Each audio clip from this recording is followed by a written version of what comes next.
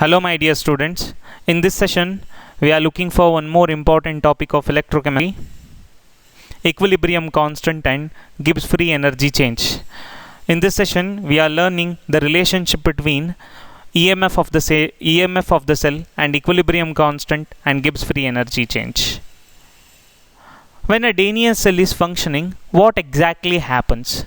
So if we look over here, this is a zinc electrode, this is a copper electrode, and this is the entire cell is Daniell cell. Zinc sulfate, copper sulfate, this is anode, this is cathode. We have learnt everything. Here, what exactly happens when these cells are connected and the salt bridge is also connected? The electron starts flowing from zinc to copper. As there is a reduction potential difference, there is a potential difference that generates EMF within the cell. So that's why electron starts moving with some sort of potential. In fact, if it is in standard condition, it produces 1.1 voltage of electricity. It produces.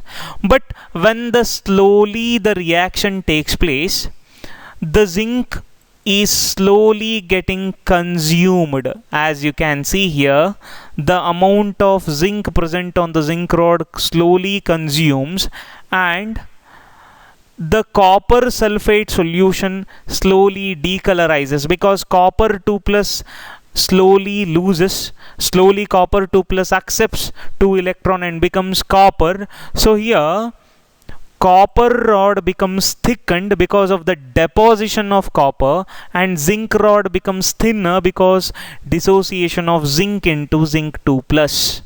So in the entire session, what happens? The electron as it starts moving, the potential slowly decreases and decreases and decreases. Finally, it reaches to zero. That means no current is flowing through the circuit. When the potential is zero, then no current is flowing through the circuit. It means that the reaction has undergone equilibrium.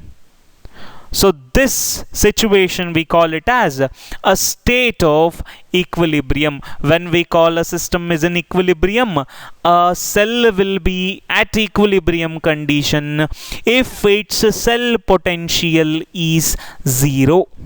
If E cell is zero, then we call it as the cell is attained equilibrium. That means there is no net reaction taking place. As you can see here, if we call a system is in equilibrium when EMF of the cell drop to zero. So let us use this Nernst equation for this calculation. What is the cell reaction? Zinc plus Cu2 plus will give Zn2 plus plus Cu. In this case, the E cell will be equal to E naught cell minus 2.303 RT by NF into log of Zn2 plus concentration of product by concentration of reactant. Cu2 plus. Here n value will be 2 because there is a 2 electron changes occurring during the reaction. So if we start simplifying it, at equilibrium, as I have already told, the EMF of the cell is 0. E cell will be equal to 0. Therefore, I can put 0 over here. Then what happens? E naught cell will be equal to 2.303 RT by 2F into log of Zn2 plus by Cu2 plus. As we already know, as the system is already reached equilibrium, according to the laws of equilibrium, concentration of product by concentration of reactant is nothing but equal. The concentration of product at equilibrium to concentration of reactant at equilibrium is called Kc. So in the place of Zn2 plus by Cu2 plus, I can substitute Kc, and E cell value will be equal to 0. That's why I can rearrange the equation like this. E naught cell will be equal to 2.303 RT by 2F into log Kc. Zn2 plus pi Cu2 plus, I can replace it with Kc. So if I start rearranging, log Kc will be equal to what? 2 into F into E naught cell divided by 2.303 RT.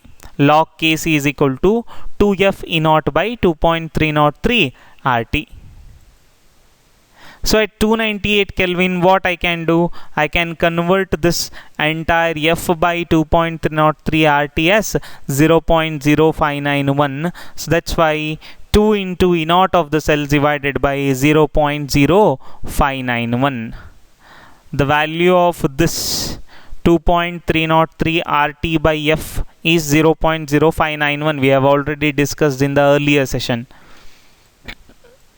So for any cell, here instead of 2, I can substitute n, where n gives the number of electron change during the reaction. So that's why log Kc will be equal to nF into E naught divided by 2.303 RT, or at 298 Kelvin. Log Kc will be equal to n into E naught cell divided by 0.0591. For the sake of simplicity, I can rewrite this equation as E naught cell is equal to 0.0591 into log Kc by n, where E naught cell is the EMF of the cell at standard condition, Kc is the equilibrium constant, and n is the number of electrons changed during the reaction. Now let us go for cell EMF and Gibbs free energy change for the cell reaction. Now let us look for the relationship between EMF and Gibbs free energy. Very important equation for examination point of view. But derivation is not in the syllabus. Let us look into it. What is exactly the electrical work? Electrical work, as we know, work is nothing but force into displacement. Here electrical work is nothing but the amount of charge is moved with a cell potential. It is a product of cell potential into total amount of charge which is influenced by it. So amount of charge I can calculate by, if 1 mole of electrons are moving, the charge of 1 mole will be 1 farad, 96,500 coulomb, and if there are n moles of electrons are moving, then I can call it as n into F. N farads of electrons are moving, n farads of electricity is producing, charge is producing, with a cell potential of E cell. So the net electrical work will be equal to NF E cell.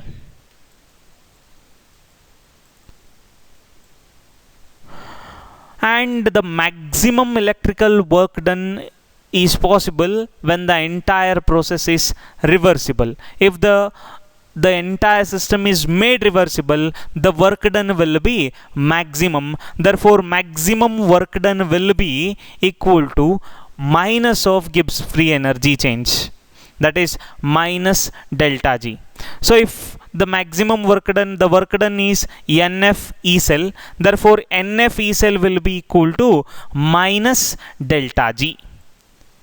I can write with these two equations, I can write minus delta G is equal to NF E cell, or in other words, delta G is equal to minus NF E cell. Very important, delta G equal to minus NF E cell. If I take the standard condition, the G will become G naught, that means Gibbs free energy change, standard Gibbs free energy change, and the standard Gibbs free energy change will be equal to minus NF E naught cell. That means delta G naught, standard Gibbs free energy change, equal to the product of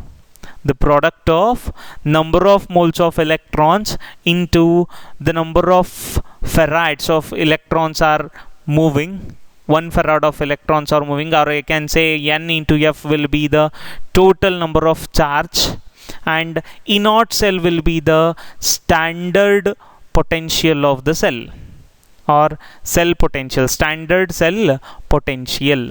See, this negative sign actually indicates that if the delta G naught should be negative, if the cell is a working cell, then the reaction should take place spontaneously. If the reaction takes place spontaneously, then the Gibbs free energy change should be having negative sign. Only the negative Gibbs free energy change will be spontaneous reaction. So that's why all working electrode, this is a key point, all working electrodes or all working cell will have positive value of E naught and negative value of Gibbs free energy change. If it has a negative of E naught cell or plus delta G naught, then that cell is not working cell. It's a most important point, my dear students. Try to remember this.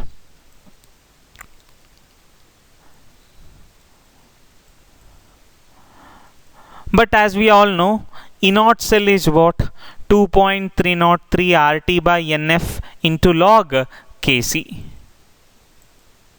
So if I substitute this, if I substitute the E naught value of 2.303 RT by NF into log Kc, then the equation becomes delta G naught is equal to minus NF. We keep as it is and we substitute E naught value 2.303 RT by NF, so that I can cancel NF and NF. If I cancel NF and NF, what exactly happens? Delta G is equal to minus 2.303 RT into log Kc. This will be the final equation. Delta G naught is equal to minus 2.303 RT into log Kc. In fact, you have learned this equation even in thermodynamics. This is very important equation. You can even find the problems on this formula.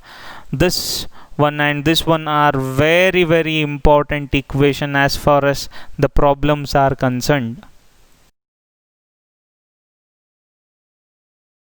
Thank you for watching. Thank you.